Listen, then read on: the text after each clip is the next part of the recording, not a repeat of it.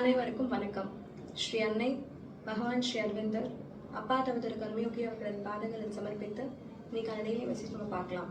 இன்னைக்கு நம்ம பார்க்க இருக்கிற டாபிக் ரொம்ப குட்டி டாபிக், பட் ஐ திங்க் அது ரொம்ப இம்பார்ட்டன்டான டாபிக் டு டிஸ்கஸ். கூறும் குறையை நிறைவாக மாற்றுங்கள் அப்படின்னு சொல்லிட்டு ஸ்ரீ கர்மயோகி அப்பா சொல்றாரு.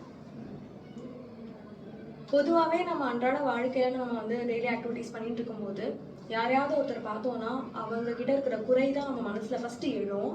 அது எழுந்தோடனே 10 நிமிஷம் அவங்கள பத்தி அதை சொல்லுவோம், இல்லை சொல்லாம மனசுல வச்சுட்டு இருப்போம். அதுக்கப்புறம் நம்ம வேலையை பார்ப்போம்.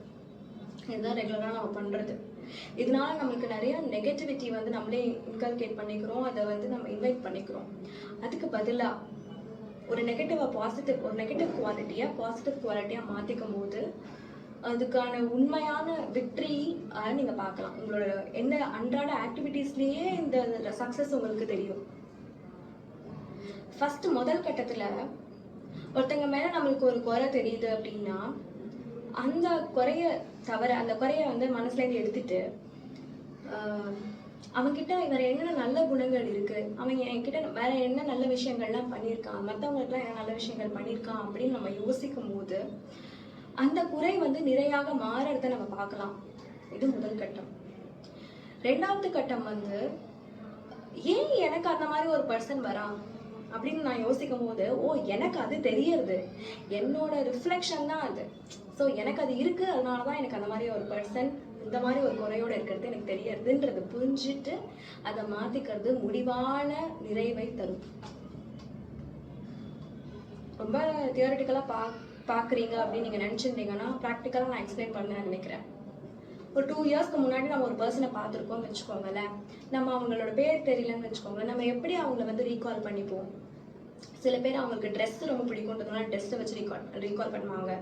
சரி, அந்த பச்சை கலர் ட்ரெஸ் போட்டிருந்தானே அவர் தானே அப்படின்னு சொல்லிட்டு யோசிப்பாங்க. சில பேர் மேபி ஃபேஷியல் ஃபீச்சர்ஸ் வச்சு நல்லா கணத்தில் சிரிச்சா குழி விழுமே அவங்க தானே அப்படின்னு சொல்லிட்டு யோசிப்பாங்க. சில பேர் இந்த ஸ்கூட்டர் வச்சிருக்காரு அவர் தானே அப்படின்னு சொல்லிட்டு யோசிப்பாங்க. இதெல்லாம் எப்படி அந்த ஐடென்டிஃபை பண்ணி ஃபர்ஸ்ட் எடுத்து போடுறாங்க? ஏன்னா அவங்க மனசுல என்ன நிக்கிறதோ அதுதான் முதல்ல அவங்க வெளியில சொல்றாங்க. இந்த மாதிரி நம்ம மனசுல குறை அப்படின்றத ஃபர்ஸ்ட் நிக்கிறதுன்றதுனால அந்த குறை நம்ம வெளில சொல்றோன்றத அப்பா சொல்றாரு.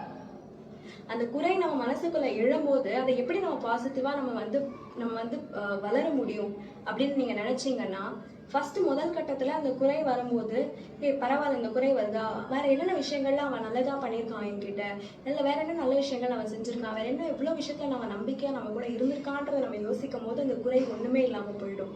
இது முதல் கட்ட வெற்றி.